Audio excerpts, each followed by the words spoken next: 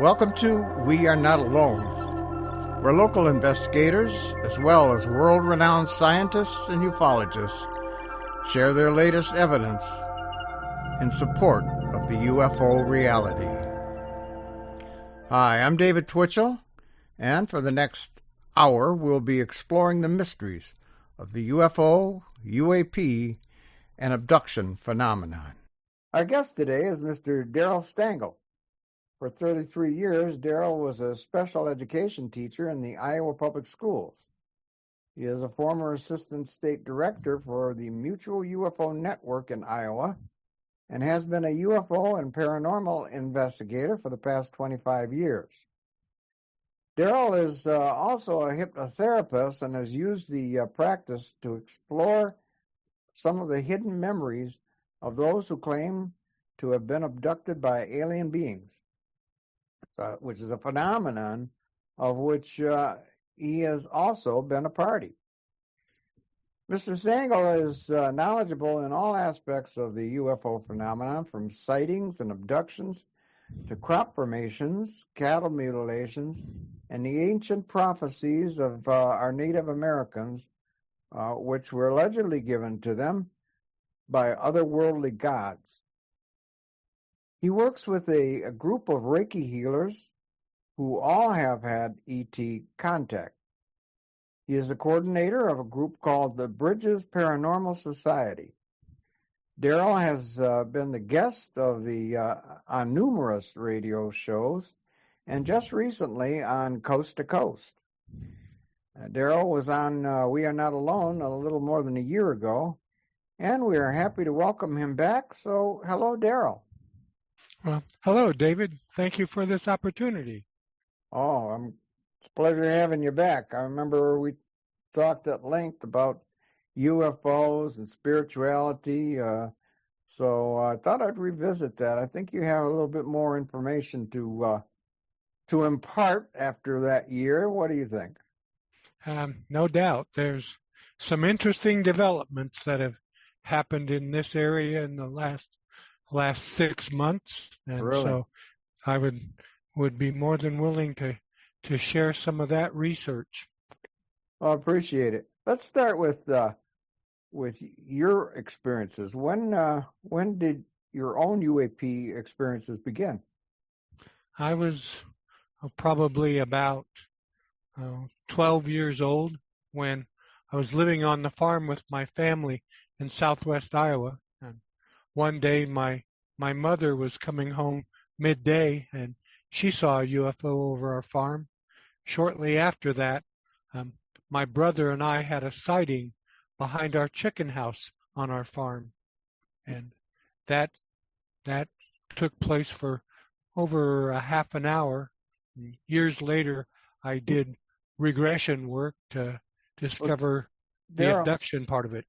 Daryl, can you describe that sighting? You saw a craft or what? Yeah, we saw a craft. My brother, well, first I got up out of bed and was looking out the window. My father had left the house and the screen door had slammed. So that woke me up, and for some crazy reason, I got up out of bed and looked out the window. About 150 to 200 feet from the house, we had an old chicken house. And up behind the chicken house, there was this bright light that was, it was wider than the chicken house. So it looked like the light was up probably another 500 feet past the chicken house.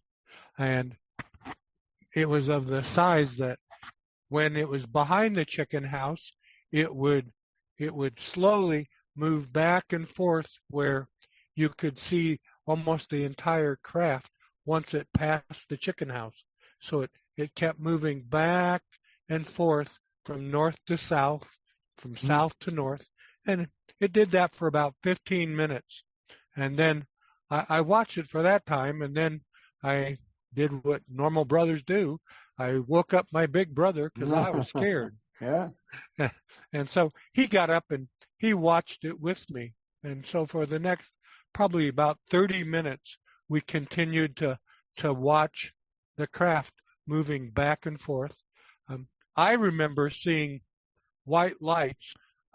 My perception was that it was a disc-shaped object, and it seemed to have what I remember white lights that were shining down from it. My brother's rendition of the story is that he saw colored lights, but I don't know. Mm-hmm. Anyway, after watching it for that period of time, then I finally got scared and I dove under the covers, and I was kind of waiting for my brother to come down and get under the covers, but I went to sleep by that time, and we never talked about it for like 20 years after that. Okay, so this was, what time of day was this? Early in the morning? This was like 2:00 in the morning, between 1 wow. and 2. Yeah. And you say you heard the door slam, the screen door. Yeah. Well, at that time, my father was farrowing hogs, and we had sows that were having piglets, and so he was going down to the barn to check on them, or that's what I assume he was doing. Did you ever talk? Did you ever talk to your dad about this? I never did. Isn't that strange? But that's no, part of the phenomenon.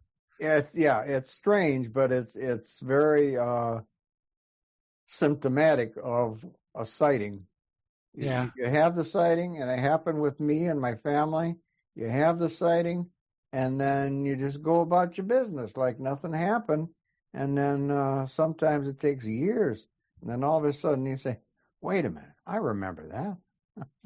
Well, and our family talked many times about my my mom's sighting previously, and she got to the point where she wouldn't talk about it because my dad kept making fun of her, telling her she was crazy. So we never talked about it. It wasn't until about 1984 that I by that time I had undergone some hypnosis about it. I challenged my brother to find out what he remembered, and he said he remembered seeing the lights, but that's all.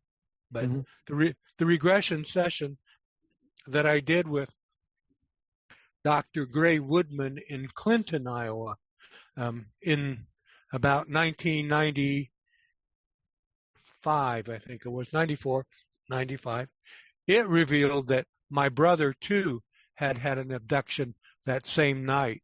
But I brought that up to him, and he refused to even consider talking about it. He didn't say that he recalled it, did he?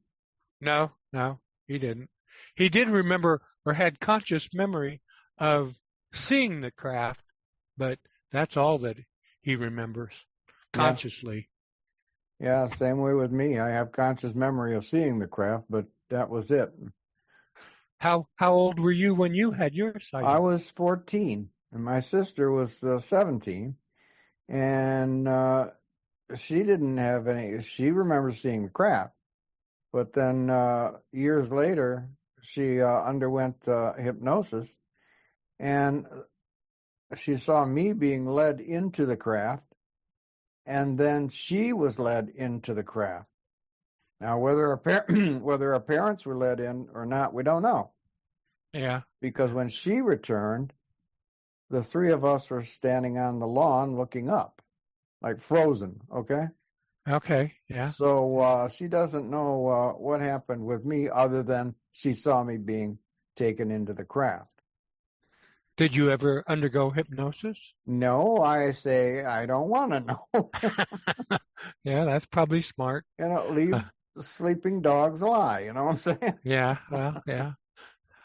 I was pretty shaken. I was at her the hypnosis session with her. Okay.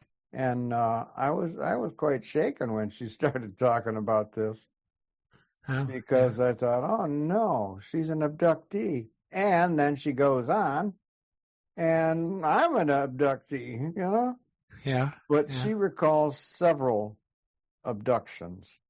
Well, not abductions actually, but you know how that people see the beginning of, see the craft perhaps, and maybe see alien beings in their room, and then nothing. And then they remember the aftermath. Remember waking up, maybe they're seeing the craft depart. Yeah. But nothing in the middle. So that's kind of the way she knows that she's been abducted several times. She used to say that she thought as a kid, in the middle of the night, everybody just drifted up off their bed and drifted through a window, and that was it. You know? So that's what happened to her. She went through the window. Yeah. Okay. That's what she says she remembers. But then, of course, that was the onset of the abduction, and she doesn't remember anything else. Yeah. So, but she never mentioned it. I mean, if she did she have abductions later in life? Yes. Ongoing, yeah.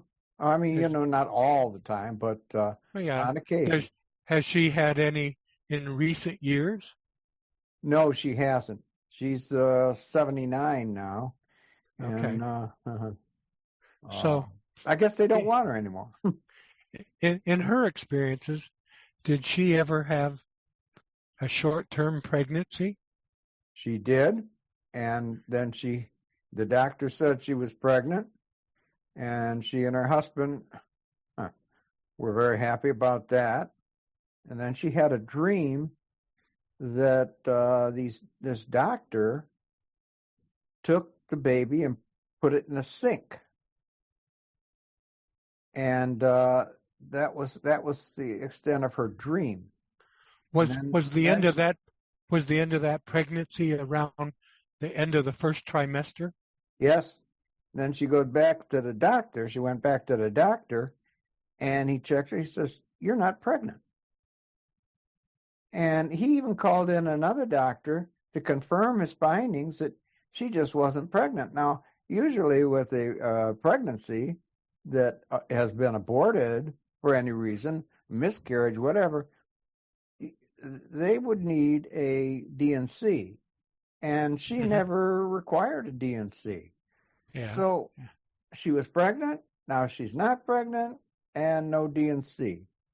So that doesn't add up. What it adds up to is alien abduction and impregnation. And harvesting of the fetus. Yes. Yeah. In my hypnosis practice, I've run into probably half dozen women who've had similar experiences and have come up with no pregnancy. Yeah. First they're pregnant and then they're not, right? Right. Yeah. So it's an alarming thing for those when that happens, and probably even more so when they find out that it was an abduction and the baby was taken. Yes. Yeah. I need to take a short break just to remind our listeners that I'm David Twichell. You're listening to We Are Not Alone. And we're speaking with Mr. Daryl Stangl of Iowa. Okay? And we're talking about alien abductions and hybrid children. In fact, you mentioned that you've seen your own hybrid children. Is that right? Yes. Yeah. Can you tell us about that? The earliest abductions were taken place in about 1966. Then in 1984, I was married for a second time, and I lived near Ottumwa, Iowa. Mm-hmm. And at the time, I didn't realize that Ottumwa was having a UFO flap, but ended up buying a house with my second wife. And during that time, because I was married with her for 5 years, and we moved to the southwest corner of Ottumwa. And during that time, numerous nights, I would get up and go to the sink and get a glass of water, and then I'd look out the west window, and there'd be these bright orange globes, or one at a time, would be seen flying out in the sky. So I would get out in my truck and I'd go try to chase it down. And so for about 3 years, I did that, and it was such that I later was to learn that during those chases at night, I was having further abductions. Really? And it was on those abductions I met a hybrid female that I had known for a number of years, and I'm assuming that she was the mother of my hybrid children. You say that you had known this hybrid female for a number of years. How did you know her? When I was abducted during that first portion that I told you about, right, she was on the craft, and she was the one that was helping to do the sperm collection. I remembered seeing her when I did the hypnosis later on, and then since that time, well, after that time period in 1984, when I moved out of that house,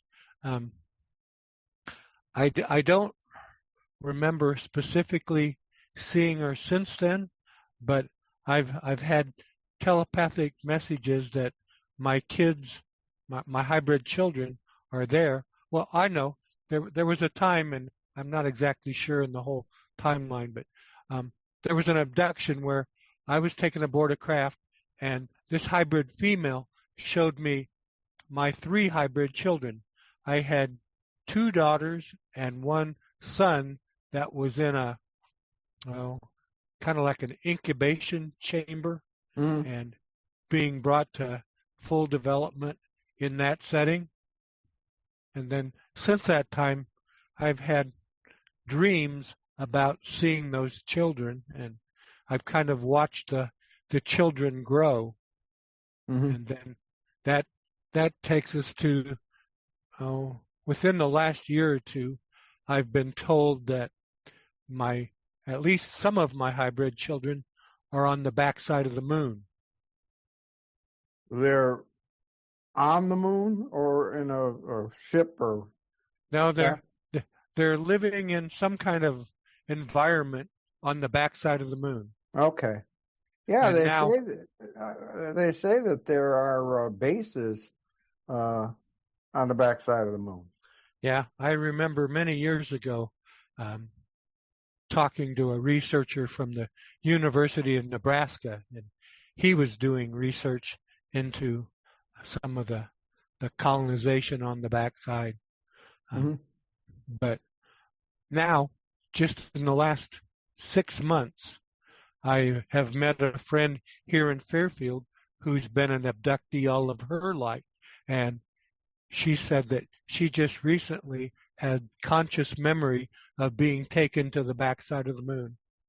She was shown, and then she too told me of the former state director of Iowa MUFON, and she said that she was aware of this going on, and so I talked to her, and she said there were 2 people up by the Des Moines area that also have been taken to the backside of the moon.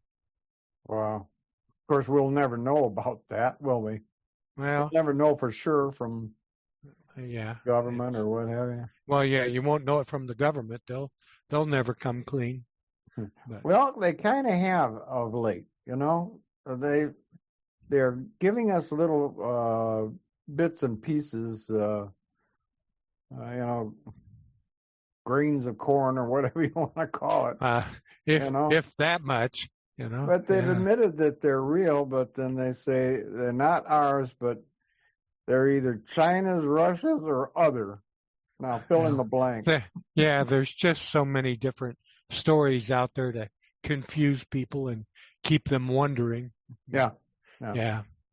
That's where I'm going back on the speaking circuit, trying to tell more of my story and convince people that there has been a cover up, and I've interviewed probably 100 different farmers in southeast Iowa, and they've seen UFOs. And one couple even had a UFO come down, and they looked the occupants inside the UFO.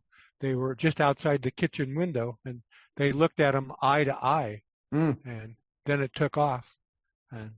But there's lots of farmers that can tell you stories, but the government doesn't, or no, the government, people who are trying to often talk about it don't use farmers as resources to educate people with, and yet Yeah, I think because it people say, oh, that's just Bubba out in his field and seeing things and this, that. Oh yeah, they try to write it off, and yeah, it's easy to write it off when there's it's desolate in a rural area, but when when it's parked over, like my sighting was in a residential area in Detroit, and other people saw it, and some of them reported it, and the government said, oh, they just saw the northern lights.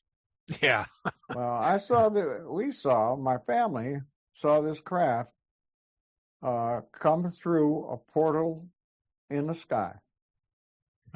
And so when we watch the Skinwalker Ranch, and they say, oh, it looks like a transversible portal or a vortex. Well, that's exactly what it is. I know it is exactly what it is. I saw it. And many other people have too. Yeah. So it's either extraterrestrial, other dimensional, or extraterrestrials coming through other dimensions. Have you ever studied any of the intraterrestrial?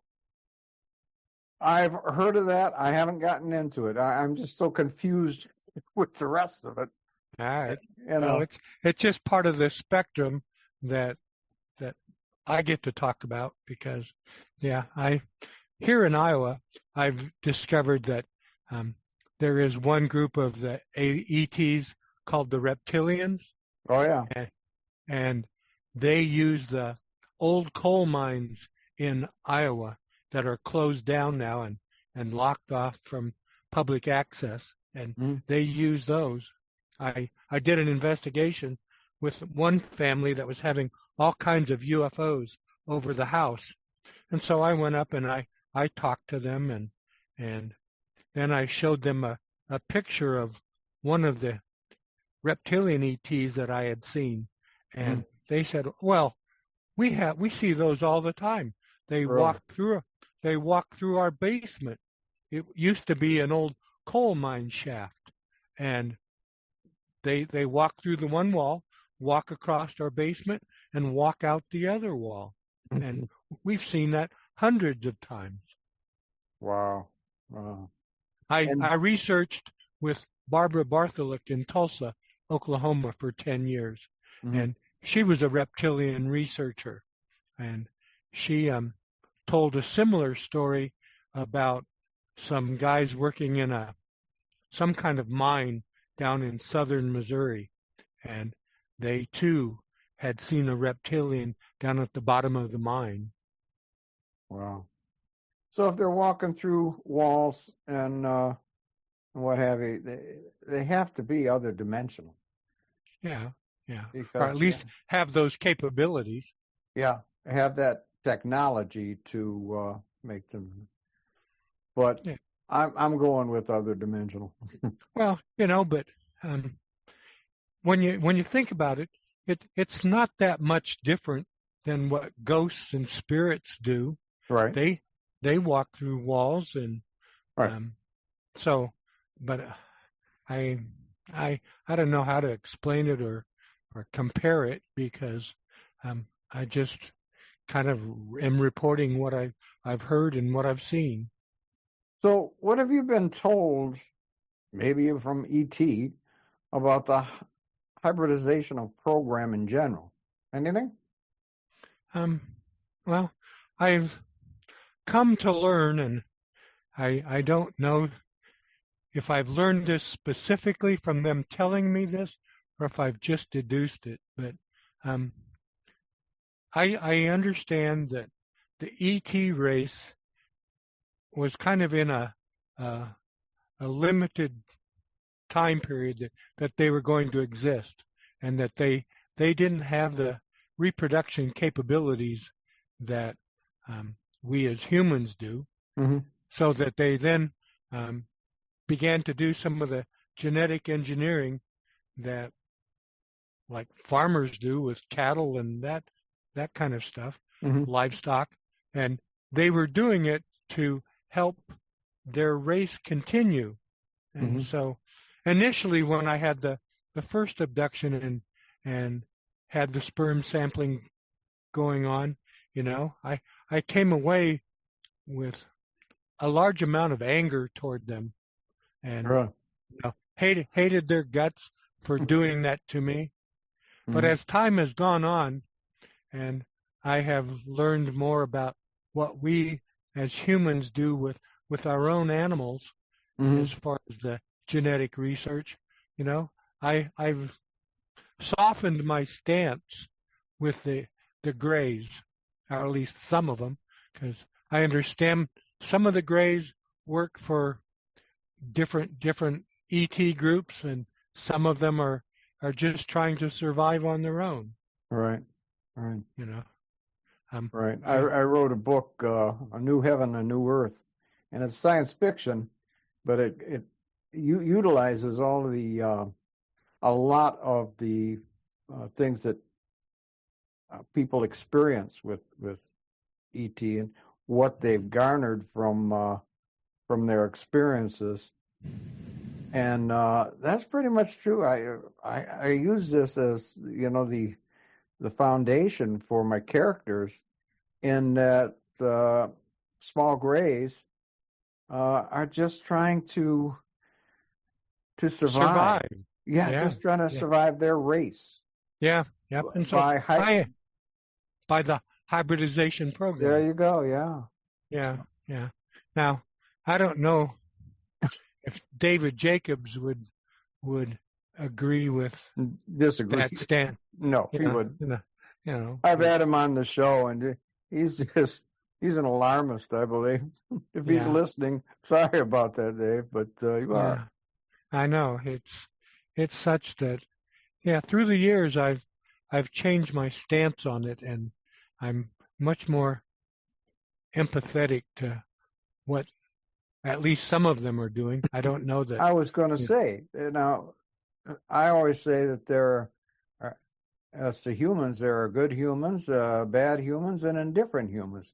Why should it be any different throughout the universe? Yeah, and that's the stance that I take now too, and trying to figure out, which ETs are the good ones and which ones are the negative ones. It's a challenge that I probably will never completely understand in my lifetime. Oh, I don't think we can. I keep saying, and my listeners have heard me say it many times, that I don't believe that humans can wrap their brains around what's going on. We just don't have the ability. I agree. And, so go ahead. Go ahead. I was just going to ask, what have you been told about ET's ultimate agenda concerning earthly humans? Well, and again, when we talk about ETs in general, it's such that the answers are going to vary, right, in as many different ETs that we deal with, and as there will be agendas, to try and summarize what the whole ET agenda is. I think we're falling way short from trying to get a true picture of what's going on. Yeah, very difficult. Have you had experiences with others than the Greys? Have I personally? Yes. Well, no, like I say, I had that one sighting, and I told you all I remember about the that evening and told you what my sister recalled under hypnosis. So they were small grays. Okay. And according to her. Okay. Because I've had contact with probably 6 or 8 different kinds of ETs, and I know more about the reptilian agenda and the gray agenda than I do about any of the others. Yeah. Do you plan on writing a book about this, or have you written a book about this? I'm working on it. I've been working on it for 20 years. Don't you think it's time? Exactly. And that's what all my friends now here in Fairfield keep telling me. It's time. It's time for you to get your story out. So, how many pages you got so far? I've probably got 150 done. Okay. Double that and send it to publisher, publish it yourself. Yeah. People need to know. When you published yours, did you publish it by yourself? Did you I self-published, yeah. To Infinity Publishing. Okay, because that's something that I need to get started on and start talking to publishers about it. Yeah. I know here in the town of Fairfield, where I live, or I live out in the country, but I've now run into probably about 6 to 8 people that have written books and have published those, and I'm just beginning to scratch the surface on what that's going to take. Yeah. Well, it doesn't matter who publishes it, who pays for the printing of the book. You go to a brick and mortar publisher, and they're going to take all your profits. I've heard this before. They're going to take all your profits. You're not going to make a dime much off of it, but you're going to do all the work for it. Yeah. But yeah. They're the ones that pay somebody to print the book and put it in book form. Okay. Right. So what's the difference if they do it or you do it, and keep your profits? Yeah, that makes good sense to me. But I'll tell you one thing: having written 3 books, you don't get rich off of books about UFOs.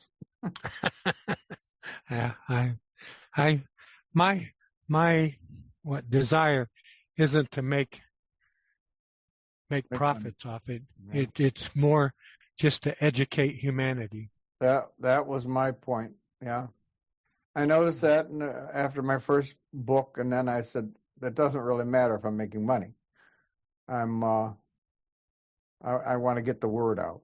I've had this show for 24 years now. It was on the TV for 10 years, and then I went to radio, and I've been on radio for since 2007.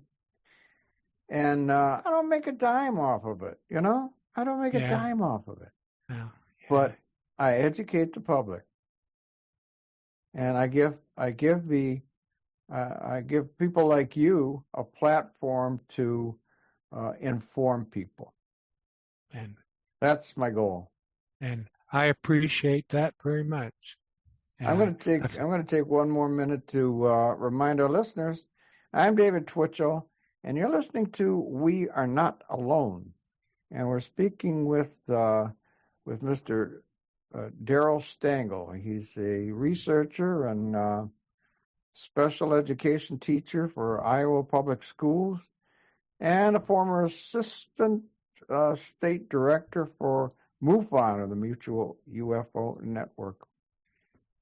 So, Daryl, the last time you were on the show, you related an account where you had interviewed a woman who watched a UAP sit down in a yard and 15 small grays exited the craft. So, for those of our listeners who hadn't heard the story, would you please relate that again? Oh, sure. Well, first of all, I moved to the home I'm in 2004. When I moved here, I met my neighbors who were about 500 feet from my house, and I told them that, I was a UFO researcher, and they told me, well, we have a person that you need to meet. And they told me the name of the person, and then they made contact with her to see if she would sit down and talk with me about experiences that she had. And for 10 years, I tried talking her into sitting down and talking to me. She wouldn't do it. She wasn't going to meet with some stranger who was going to make fun of her. And Yeah. And so for 10 years, I tried to get the neighbors to get her to talk to me, and she wouldn't do it. And then my neighbor's wife died, so I went to the funeral. When I went to the funeral, this other woman was there. It was at that time that she invited me into her home, and she told me this story about maybe 2 or 3 years ago. I'm not exactly remembering when it was, but she said one morning, it was 5 o'clock in the morning, her husband had died, so she was alone on the farm. And she got up and she watched a craft, a circular craft, a disc-shaped craft, land right out in her yard about 200 feet from the house. When she did that, it was about 5 o'clock in the morning, she said.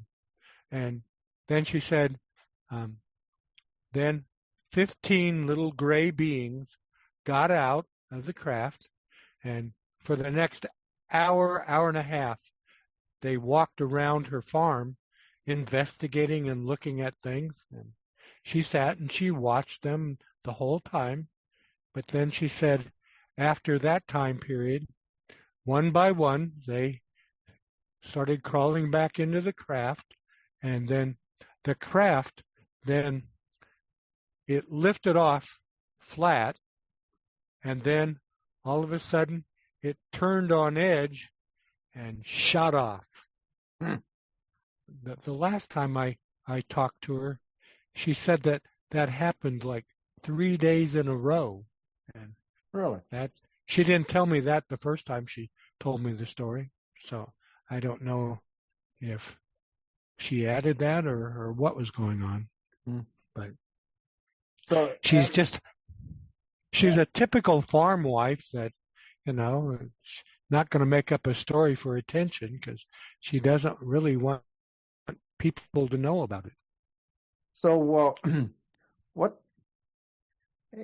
3 days in a row. Now, she told you that later on. Right. And have you talked to her after that, after she told you the 3 days in a row? I haven't talked to her in probably 6 to 8 months. So, okay. Yeah, I've got a few more questions I'd like to ask her. Yeah, I was going to say, you should get back with her and make sure her story remains constant. Yeah.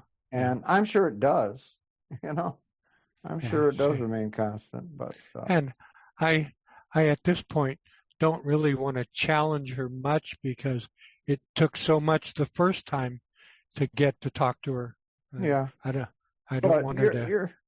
You're a seasoned investigator. You know that. You know how to approach her without challenging her. Yeah. And part of it too is when you're investigating like that, you have to build the trust with the people before they'll give you their story. Yeah. When she was telling you this, did you this story? Did you write this down as she was telling you, or just listen? At the time, she didn't want anything recorded, so I just listened to her story. Okay. Well, I ask her if you can write this down, and if she allows that, then just say, "Okay, let's go over your story one more time so I can write it down." Yeah. And see if her story remains the same. Remains the same. Yeah. Sometimes, though, anybody will forget details. What did I tell him? Did I tell him this? I don't know. Yeah. So, I think she's about 80 years old. So, okay. She's so definitely not doing it for attention. Yeah. So you spoke with me on the phone about something called spirit release. Would you tell us what that's about? That's one of my favorite topics these days. It is such that in 2001, I watched a reptilian creature exit my third wife, and in that process, then in 2003, that marriage came to a close, and I was introduced to a book called Remarkable Healing by Dr. Shakundalai Modi. And in that book, I was introduced to the concept of spirit releasement. And what that is where a person can do the spirit releasement technique where they can, how do I say it? They can either get now as I want to say it, I'm trying to get it to come out. Well, basically, in spirit releasement, we call in angels to help us clear a person or a place from different things. Sometimes when people die, their spirits don't want to cross over. Using spirit releasement, we can help cross those spirits over, help them go to the light, as is often told in many different kinds of writings. Or sometimes when there are attachments by dark spirits, we can use spirit releasement, and we can detach those spirits from having influence on a person who's been previously attached. Like now, your first wife, did she pass? My third wife passed. She was the one that was being reptilian hosted. Okay, so it was your third wife who passed, and when she passed, the reptilian spirit left her body? No, it was about 3 years before she passed. No, it was longer than that. It was 3 years before we split up that I saw the reptilian. Once we divorced, she lived for another 5 or 6 years after that, but then then she died.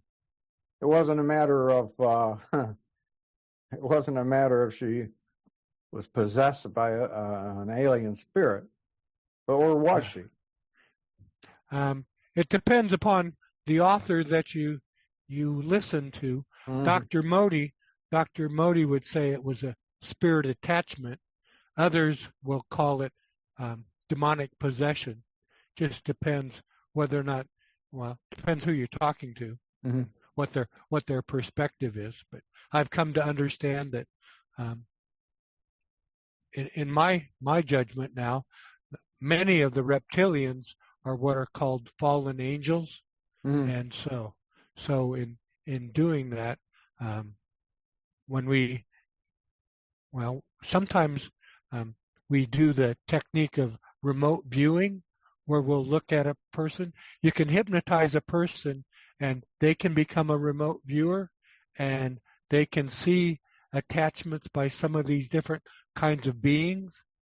Once you've done the remote viewing on them, then you can decide whether or not you want to use spirit releasement to help clear them of that attachment or that possession, whatever you want to call it. I see.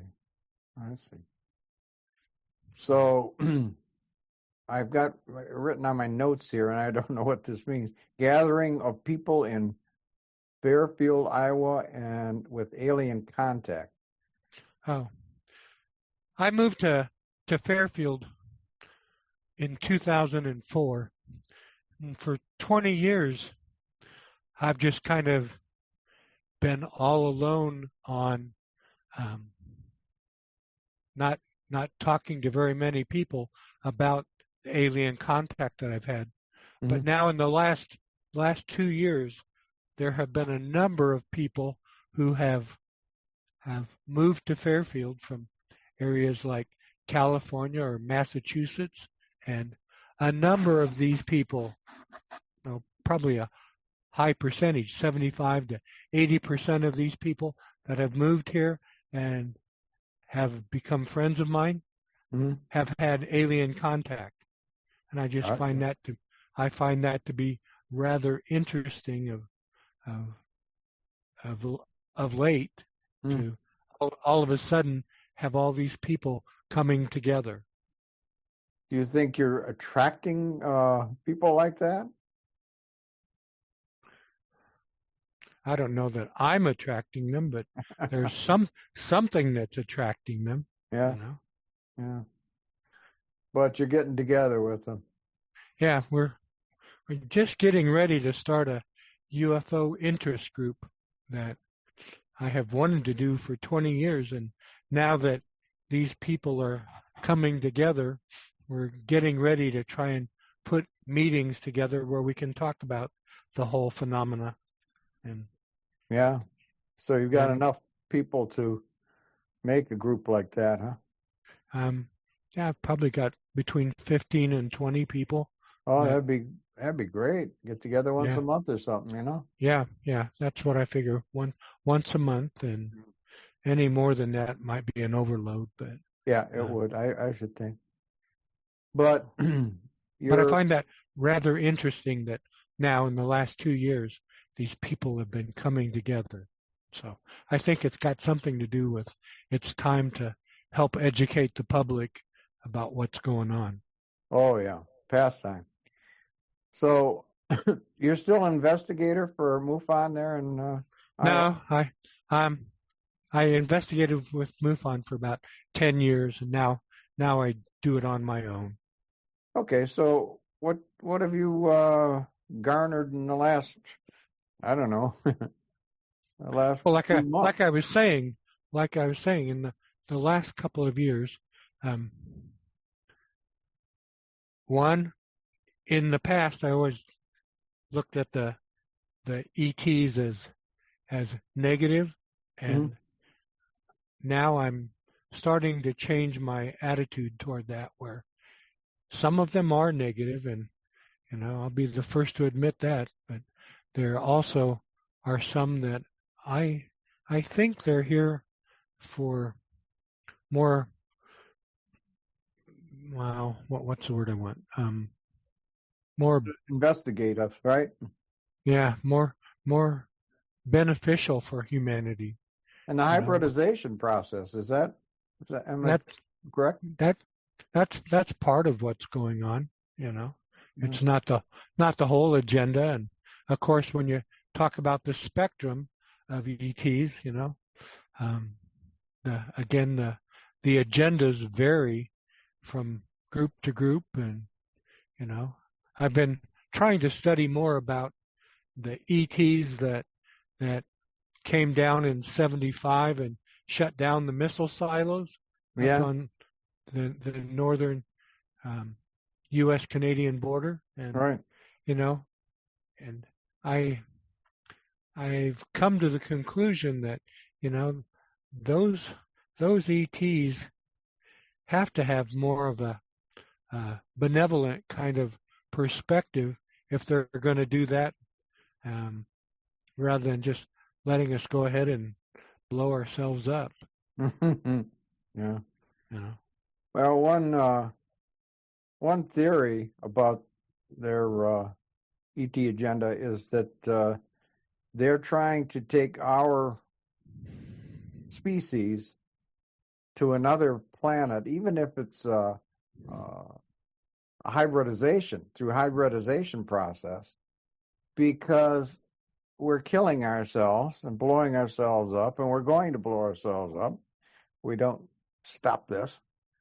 And when that happens, the human race will survive. So they're doing it for benevolent purposes. Yeah. And trying to take us to a different level. And that's part of my book, my sci-fi book. Okay. They're trying to. Yeah, and I've come to the belief that there are some of the ETs that are there to help save us from ourselves. Yeah. And, how do you do that? How do you do that? That's where they gather some of us like they're doing now, and help us to educate the rest of the population. Number one, that they're here, and two, that we've got to stop some of this stuff that we are doing to ourselves. Right.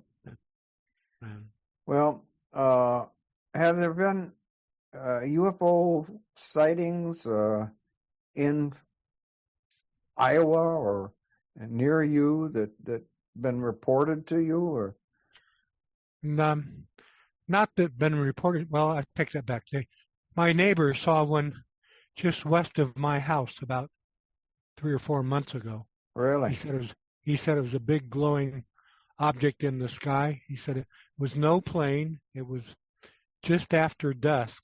So we have an airport that's near my house, and he said it was no plane because it was hanging in the sky for, 15, 20 minutes. And so was he able to get a picture of this? No. Isn't that something? People, it can be there for 15, 20 minutes. People have smartphones with cameras on, and they just don't think to take a picture of it. Why is that? No, I think it's got something to do with some of the mental manipulation that goes on by some of the ETs. I think they probably make it so that, I'll just forget, because you've heard and read probably hundreds of stories about people who think they're going to do that, and then when the time comes, it's the last thing that comes to mind. Yeah. By the time it does come to mind, the object's gone. Yeah. I remember I did an investigation with MUFON in the late 90s, and we were in a field up by Sioux City, Iowa, and we walked into a field that had columns of light that were shining down from the clouds. When we walked underneath those columns of light, we looked up, and there was a perfect starlit sky, a mile wide, above our heads. And it was so strange because we had just walked into the field, and prior to walking there, the whole sky was cloud covered. So how did it turn out to be that there was this mile wide open circle of star-filled sky when 5 seconds earlier it had been completely cloud covered? Well, we finally decided we were looking at the bottom of a craft, and they were using a star-filled sky to help hide the cover, or to cover the craft. Yeah. And because we stood under this star-filled sky for probably 30 minutes. Mm-hmm. The minute we stepped out of the field, the clouds covered it all again. There was no sky or no stars shining. So it was pretty wild. Coincidental, huh? Yeah. I doubt it. A little too coincidental. Well, it's like what George Norrie on Coast to Coast says. He doesn't believe in coincidence. Yeah. Something's going. I kind of am following those footsteps. So you keep up with the Skinwalker Ranch show on History? I've not, and so I've heard different rumblings about Skinwalker, but I've never really focused in on that. Although, like I said earlier, they seem to think that these craft are coming through a vortex, transversal vortex. From where we don't know. Yeah, and I don't know much about vortexes.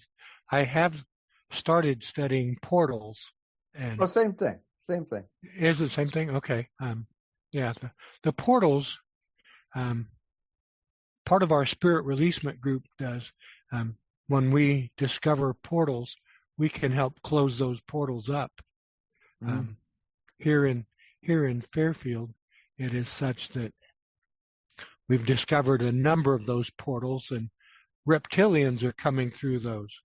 And rather than having the reptilians